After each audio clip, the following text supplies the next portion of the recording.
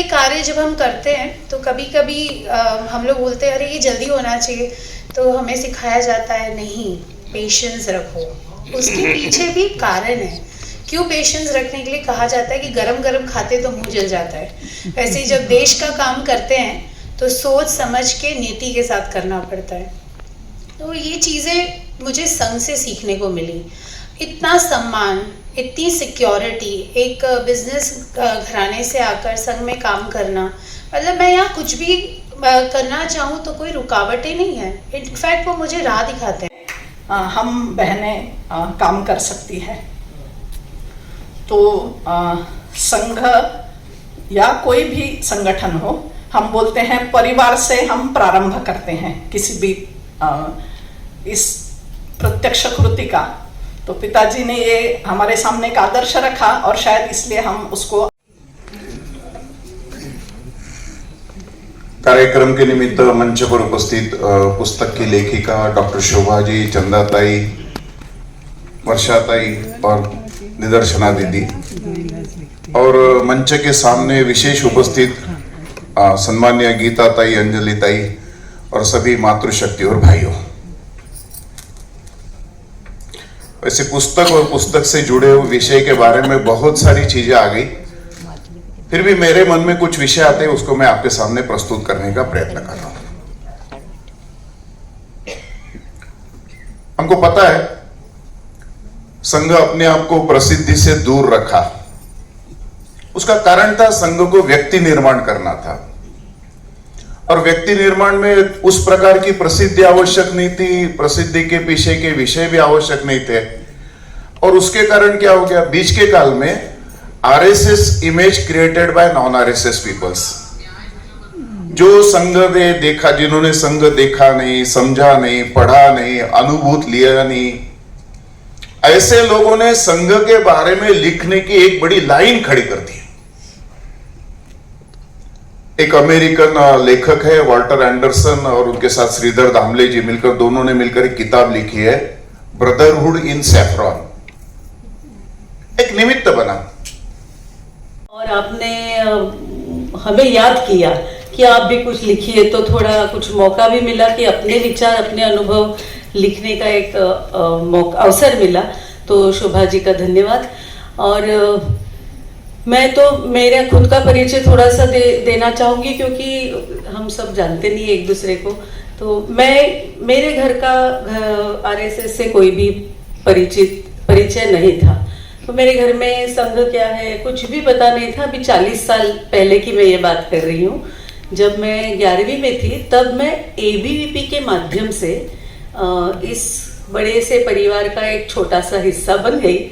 और एबीवीपी आपने शायद सुना ही होगा, अखिल भारतीय विद्यार्थी परिषद, यह स्टूडेंट ऑर्गेनाइजेशन है जो परिवार की सभी लौकिक और अलौकिक शक्तियों को अपनी ओर से प्रणाम करते हुए मैं मंच पर हम सबके सम्मुख विराजमान प्रदीप जी जोशी, जो अखिल भारतीय प्रचार सह प्रमुख हैं, उनको नमस्कार करती हूँ।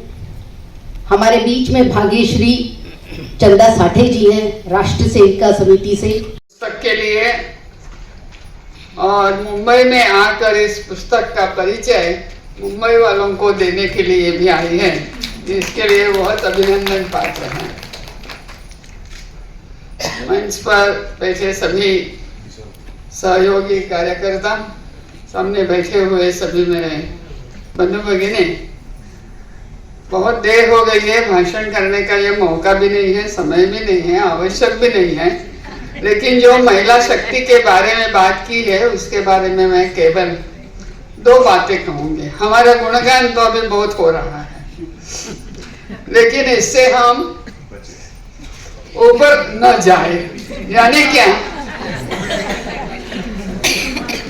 कि हम बहुत आगे बढ़ रहे हैं, लेकिन परसेंटेज कितना है।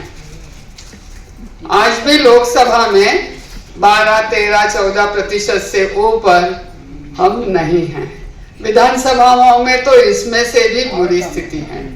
यानी जहां निर्णय होते हैं, पॉलिसी होती है, वहाँ हम कहाँ हैं? अच्छे अच्छे जगह आज पहुंच रहे हैं, सीईओ महिलाएं हो रही हैं, लेकिन प्रतिशत कितना है इसका आप जरूर विचार करिए। इस प्रतिशत को बढ़ाने के लिए हमको जो अनुकूलता मिली है, वो अनुकूलता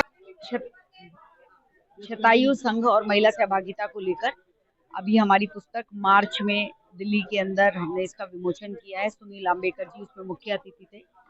लेकिन ये किताब जो है वो एक विचार है और एक नरेटिव को तोड़ने का प्रयास है, जिस नरेटिव के अंदर ये भ्रामक चीज फैलाई जाती है कि संघ में महिलाओं की कोई सहभागिता नहीं है। और हमने ये निर्णय लिया है कि हम देश के कोने कोने में जाकर इसी प्रकार की गोष्ठियां करके, इसी प्रकार की चर्चा करके जो समस्त समाज है उसको ये बताने की कोशिश करेंगे कि संघ और महिला सहभागिता, महिला और संघ सहभागिता का जब प्रश्न आता है, संस्कार का जब प्रश्न आता है, पार्टिसिपेशन का जब प्रश्न आता है, तो इन दोनों को अलग नहीं किया जा सकता। और महिला को लेकर जो विचार संघ के दृष्टिकोण में है और महिला जिस प्रकार से संघ को देखती है, वो दोनों मतलब एक दूसरे से इतने ज्यादा इंटरलिंक है कि उनको सेपरेट भी नहीं किया जा सकता। इसलिए इस पुस्तक के बीच में 2 शब्द लिखे गए हैं, विलक्षण एकात्मता। तो ये दिखाता है कि ये दोनों जो है ये एक एक हैं, एक सोल है और ये ही इसकी विलक्षणता है। संघ के जितने भी कार्यकलाप होते हैं या संघ के प्रारंभ से लेकर आज तक जितने भी सरसंघचालक जी ने हमें महिला विमर्श पर जो बात की है या जो महिला स्वतंत्रता पे बात की है, महिला समता पे बात की है, वो पूरे तौर पर ये स्पष्ट करता है कि हमारे देश के अंदर ये विचार सनातन से है और संघ भी कहीं और से नहीं है। संघ भी जो विचारधारा है, संघ की विचारधारा कहीं से आयतित नहीं है, वो केवल और केवल सनातन की विचारधारा है, जहाँ पर ये कहा जाता है यत्र नार्यस्तु पूजन्ते रमन्ते तत्र देवता। और उसी को आगे बढ़ाकर संघ के अंदर भी ये विचार है, यहाँ पर महिलाओं को किसी भी हालत में पुरुष से ना कमतर समझ जाता है ना अधिक समझा जाता है। बल्कि मैं आपको बताना चाहती हूँ कि लक्ष्मीबाई केलकर जो राष्ट्र सेविका समिति 1936 में जिसकी शुरुआत जिन्होंने की थी, वंदनीय मौसी जी ने तो कहा है कि ग्रस्त में स्त्री और पुरुष एक रथ के 2 पहिए नहीं है, बल्कि जो स्त्री है वो सारथी है और पुरुष उसका अनुगामी है। तो यहाँ तक महिला के विषय को सोचा गया है। और द्वितीय सरसंघचालक जी जिन्हें हम परम पूजनीय गुरुजी कहते हैं और सदाशिव राव माधव राव गोलवलकर जी, उनके विषय में मैं ये कहना चाहती हूँ, उन्होंने कहा है कि स्त्री माँ, मातृभूमि और जगन माता है। और अगर हम इन तीनों को मिला दें तो वो समस्त सृष्टि है।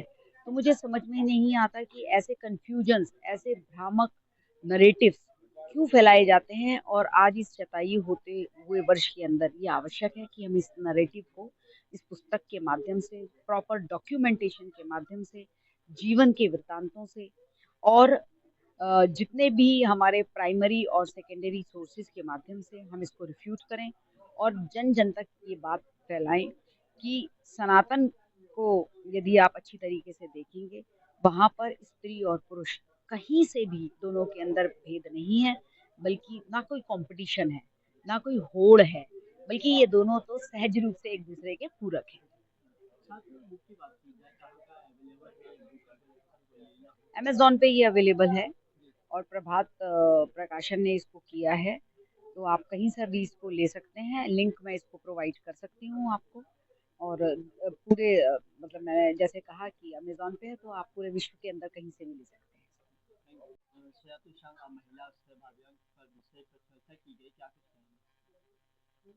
बहुत ही अद्भुत विषय है और ज़रूरी भी है ये समझना कि हम कहते हैं कि संघ में महिलाओं के लिए कोई जगह नहीं है, पर ये बात बिल्कुल भी सत्य नहीं है।